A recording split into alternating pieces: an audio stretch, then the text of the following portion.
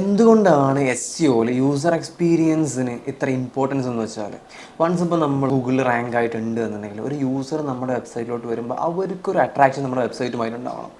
ഇപ്പോൾ നമ്മുടെ നല്ല റെസ്പോൺസീവ് ഡിസൈൻ വൈസും അതുപോലെ തന്നെ കണ്ടൻറ് വൈസും ക്വാളിറ്റി ഇല്ല എന്നുണ്ടെങ്കിൽ പെട്ടെന്ന് തന്നെ ആ യൂസർ ബാക്ക് അടിച്ചു പോകും. അത് നമ്മുടെ വെബ്സൈറ്റ് നന്നായിട്ട് എഫക്റ്റ് ചെയ്യും. അവിടെ ബൗൺസ് റേറ്റ് നമുക്ക് കൂടും. കാരണം എന്താ വെച്ചാൽ ഗൂഗിളിന് മനസ്സിലാവും ആ വെബ്സൈറ്റിൽ ഒന്നും ഇല്ലെന്ന് വെച്ചാൽ ഒരാൾ നമ്മുടെ വെബ്സൈറ്റിലോട്ട് വന്നു, അധികം ടൈമൊന്നും സ്പെൻഡ് ചെയ്യാതെ പെട്ടെന്ന് തന്നെ ബാക്ക് അടിച്ചു പോയി.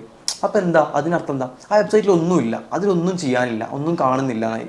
മേ ബി ചിലപ്പോൾ കണ്ടൻറ് വൈസ് അതിൽ നല്ല ഇഷ്ടം പോലെ നല്ല റെലവൻ്റ് ആയിട്ടുള്ള അല്ലെങ്കിൽ ഇൻഫോർമേറ്റീവ് ആയിട്ടുള്ള കണ്ടൻറ് അതിലുണ്ടാവും. പക്ഷേ ആ യൂസർക്ക് ഒരു അട്രാക്ഷൻ ആ വെബ്സൈറ്റുമായിട്ട് ഉണ്ടായില്ല എന്ന് വെച്ചാൽ ഡിസൈൻ വൈസ് തീരെ ഓക്കെ അല്ല എന്നുണ്ടെങ്കിൽ മേ ബി യൂസർ പെട്ടെന്ന് തന്നെ ബാക്ക് അടിച്ചു പോകാൻ ചാൻസ് ഉണ്ട്. സോ നമ്മൾ ഈ SEOയിൽ നമ്മൾ ഈ ഒരു കണ്ടൻറ് വൈസ് ഉള്ള അല്ലെങ്കിൽ കണ്ടൻറ് അതോറിറ്റി ബിൽഡ് ചെയ്യുമ്പോൾ അതിൻ്റെ കൂടെ തന്നെ ആ ഒരു യൂസർ എക്സ്പീരിയൻസ് കൂടെ ബിൽഡ് ചെയ്യാൻ വേണ്ടി നോക്കണം.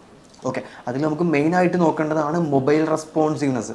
ഓക്കെ, നമ്മുടെ ഡിസൈന് എന്ത് ഡിസൈനാണോ നമ്മുടെ വെബ്സൈറ്റിന് വേണ്ടി ഉദ്ദേശിക്കുന്നത് ആ ഒരു ഡിസൈന് പക്കാ മൊബൈൽ ഫ്രണ്ട്ലി ആയിരിക്കണം.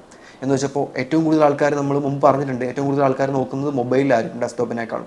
അപ്പോൾ അവർക്ക് മൊബൈലിൽ നോക്കുമ്പോൾ ആ ഒരു മൊബൈൽ യൂസർ ഫ്രണ്ട്ലിനെസ് അത് നന്നായിട്ട് കിട്ടിയിട്ടില്ല എന്നുണ്ടെങ്കിൽ അവർ പെട്ടെന്ന് തന്നെ ബാക്ക് അടിച്ചു പോകും. നമ്മുടെ വെബ്സൈറ്റിൻ്റെ മൊബൈൽ സ്പീഡ് ആണെങ്കിലും അതുപോലെ തന്നെ യൂസർ എക്സ്പീരിയൻസ് ആണെങ്കിലും അത് ബിൽഡ് ചെയ്യേണ്ടത് നമ്മളാണ്.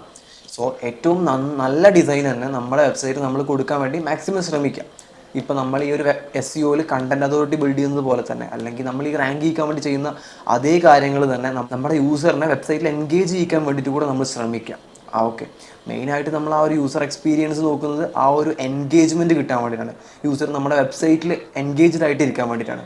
അതിന് വേണ്ടിയിട്ട് നമ്മൾ നമ്മുടെ വെബ്സൈറ്റിൽ നല്ല ഫോൺസ് കാര്യങ്ങൾ കൊടുക്കുക, അതുപോലെ തന്നെ നല്ല റെസ്പോൺസീവ് ആയിട്ടുള്ള ഡിസൈൻ പ്രൊവൈഡ് ചെയ്യുക. അതുപോലെ തന്നെ നമ്മുടെ നാവിഗേഷൻസ് എന്ന് വെച്ചാൽ നമ്മൾ ഒരുപാട് ലിങ്ക്സ് കൊടുത്തിട്ടുണ്ടാവും, ഫേസ്ബുക്ക് റീഡയറക്റ്റ് ചെയ്യാൻ വേണ്ടിയിട്ട്, അതുപോലെ തന്നെ ഇൻസ്റ്റാഗ്രാമിലേക്ക് റീഡയറക്റ്റ് ചെയ്യാൻ വേണ്ടിയിട്ട്, അതല്ലാതെ എൻ്റെ യൂട്യൂബിലേക്ക് റീഡയറക്റ്റ് ചെയ്യാൻ വേണ്ടിയിട്ട് ഒരുപാട് ലിങ്ക്സ് കൊടുത്തിട്ടുണ്ടാവും. അപ്പോൾ ആ ലിങ്ക്സൊക്കെ പ്രോപ്പറായിട്ട് വർക്കിംഗ് അല്ലേ എന്നുള്ളതൊക്കെ നമ്മളൊന്ന് ചെക്ക് ചെയ്യുക. ഇതൊക്കെ നമ്മൾ ഈ ഒരു യൂസർ എക്സ്പീരിയൻസിൽ ഇൻക്ലൂഡ് ആയിട്ടുള്ള കാര്യങ്ങളാണ്.